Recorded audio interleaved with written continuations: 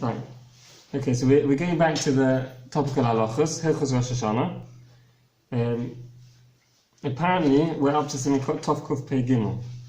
Now, I do have a feeling that we've done it already, but even if we have, we can do it again. So definitely very relevant every year.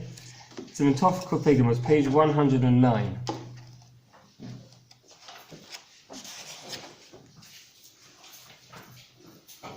Page 109. The food items that we are accustomed to eat on the night of Rosh Hashanah. Sif Aleph. The following foods one should be accustomed to eat on Rosh Hashanah.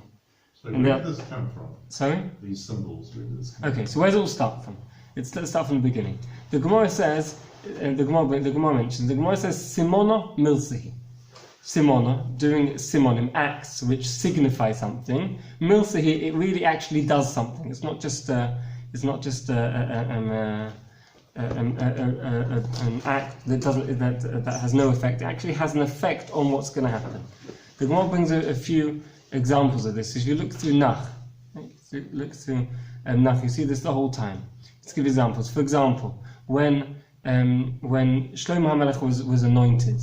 Where was he anointed? They didn't just put oil, the anointing oil in his head. They took him down to Nachal Gichon. They took him down to a fast-flowing river called Gichon, and as a sign, that his reign should also continue and flow just like the river. When Achia Shiloni, the Novi, when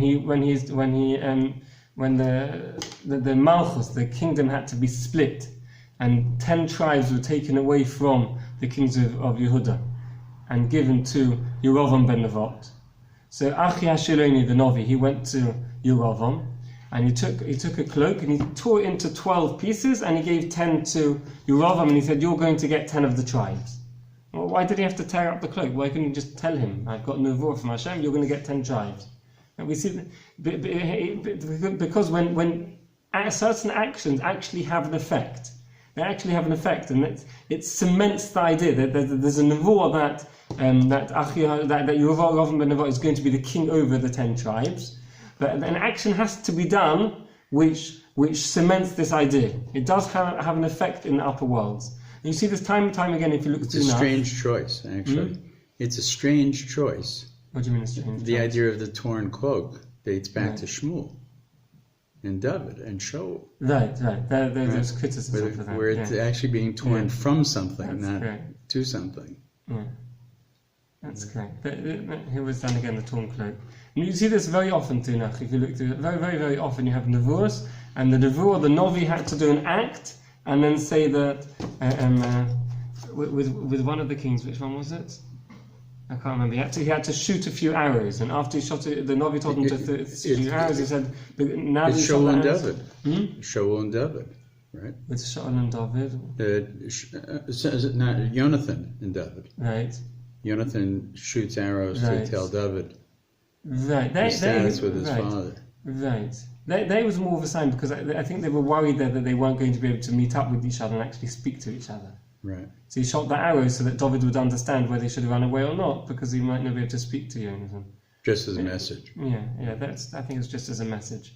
But you see this the whole way through Nach.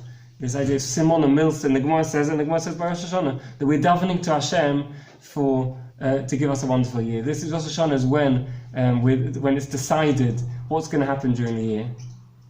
Right. Unfortunately, we had a lot of tragic events recently over the summer to Klal Yisrael, and these events, these were decided last Rosh Hashanah. These things were decided already last Rosh Hashanah.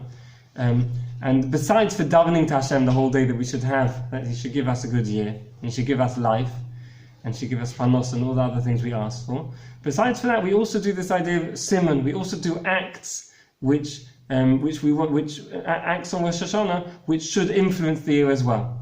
So we're going to see, besides the eating of the various different foods which should influence the year, we're going to see also other ideas brought by the Mishnah Berura, that all things we do on Rosh Hashanah can influence the year, because it's this idea of shemoneh and milsa. Right? We're going to see it's not just eating, we're going to see in the Mishnah Berura other examples as well. Okay, so that's an introduction. Let's now see what's mentioned that we should eat. So we should eat rubia. Now these are foods where the names of the foods symbolize are similar words, are based on similar roots to words which are positive words which we want our year to follow in that way. Talmudic so rubia, puns. Talmudic puns. Right, Talmudic puns, right. So rubia, which is either fenugreek or black-eyed beans, so dispute exactly what it is. Dinutilson. Karoti is leek. Silke is beet. Tamwi, dates. Kro is gourd. Now we'll see how each one is a simon, is a sign. Rubia Rubia is a similar word to ribui, meaning that our merits should increase. So we eat rubia because it's a similar word to the word yirubu, that our merits should increase. Karoti Karoti is the same word as koris, to cut off. Our enemies should be cut off or cut down. Silka, which is beet, is the same word as salek. See, stalku oivenu. Our enemies should go away, should leave us alone. Tamri is the same. Tamar, which is a date, is the same word as yitamu. So that our enemies should be vanquished. Be vanquished. Okay, good word.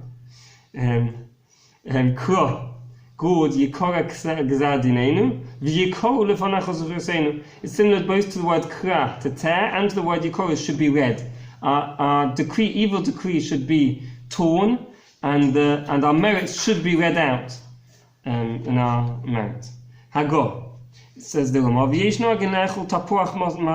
Some people are accustomed to eat an apple, a sweet apple, bidvash dipped in honey. And we say that that we should have a new year, sweet new year. And this is how we are accustomed to do. Some eat pomegranates, and they say that our merits should increase like a pomegranate. Here is not the word pomegranate, not the pun on the word, but it's because rumen has so many seeds. So many seeds, we say that our merits should also increase like the seeds of the rumen. Also we eat bosor shomen, fat meat, and also fatty meat, and also sweet foods, all different types of sweet foods. All these things that we eat are as a simon that our whole year should continue in that way. Now let's see the Mishnah Berurah of Cotton. Aleph, back on the previous page.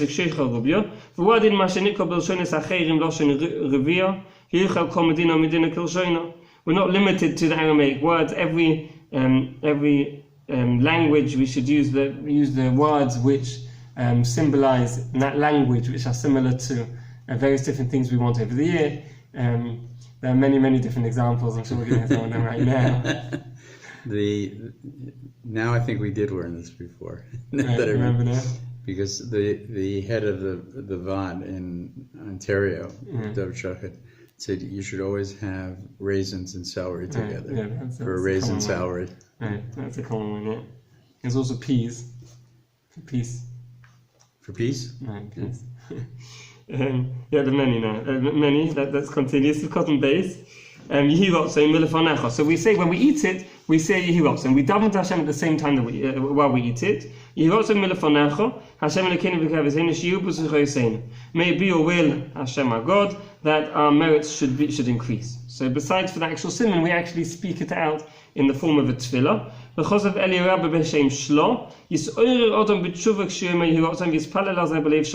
When a person actually says the Yehirotz, he should think about repenting, and he should daven the words he's saying. He should say B'leiv Sholem. He should daven to Hashem with a lot of kavanah that Hashem should give him exactly what he's asking for. So in terms of making the bracha, the tapuach is that whenever you have a mixture of two food items, we make the bracha on the main item, and the other item is considered subsidiary, and you don't make a bracha on it. So in this case, the main item we're eating the main food is the apple. So you make a bracha on the apple, and you don't need to make a bracha on the dvash, on the honey. How do you decide that the apple is the main food? It's a curious thing. It seems to me the honey is the main food. on Rosh HaShana. Right. So right. So if you would have noticed in the words of the Ramah, I'll read it again. The Ramah says, "Yesh nagim lechol tapuach matok bidvash." People think they're just eating it for the honey, but it's not true. We're eating a sweet apple dipped in honey. Right. Apples as well. There's sweet apples and there's sour apples. Right? We're taking a sweet apple. So the simon is not just the honey; it's the apple as well. Right.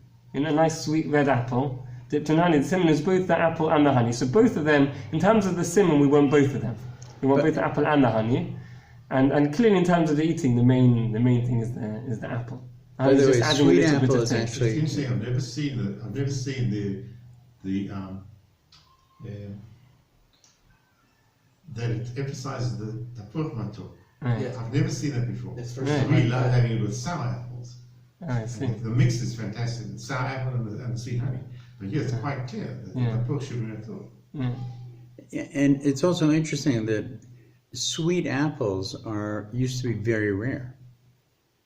Really? Now we have more sweet apples than sour apples in the store, Right. but they're a product of agriculture in the last 100 years. Well, it can't They always be. existed, but they were much rarer than sour apples, which are much more So common. nowadays it's easy. In the days of the Ramah and the Rishonim, they had to go to more Yeah. trouble to get to sweet. Exactly. So that's the message, a hidden message here. That life doesn't come so easy, sweet things. Right. It's rare. You got to work for it. Right. That's true. Very true point. Mm-hmm. Then you'll appreciate it. Absolutely, yeah. Sifkotten. Okay, so we said that we're in the middle of Gimel. Again, so one makes a bro praise on the apple, and this covers the honey. One does not make a shakol on the honey. Even though we're eating it during the meal, one's made hamotzi ready, even so one should make a bro praise.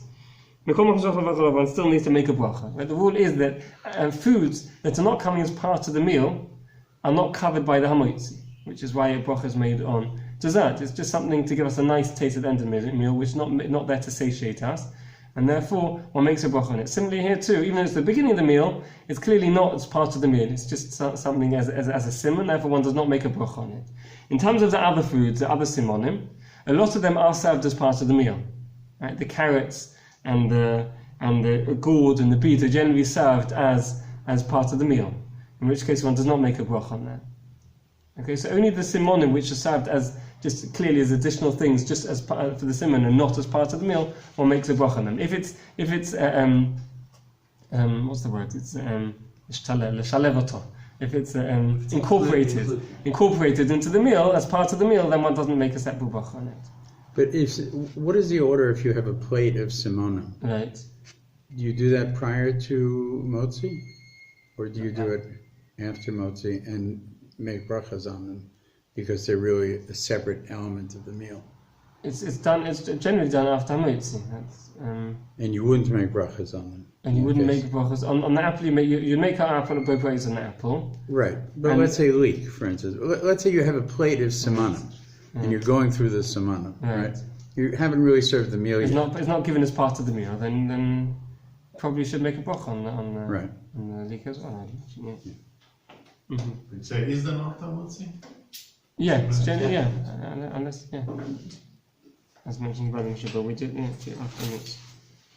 V'yesh nagim, let's just finish the last line just before we stop. V'yesh nagim letabel hamotzi b'dvash, and some are accustomed also to dip the bread of the chalav hamotzi also into honey. It's interesting we didn't mention fish or the head. We'll mention it, we're going to get there. We're getting to it. I'm getting ahead of myself.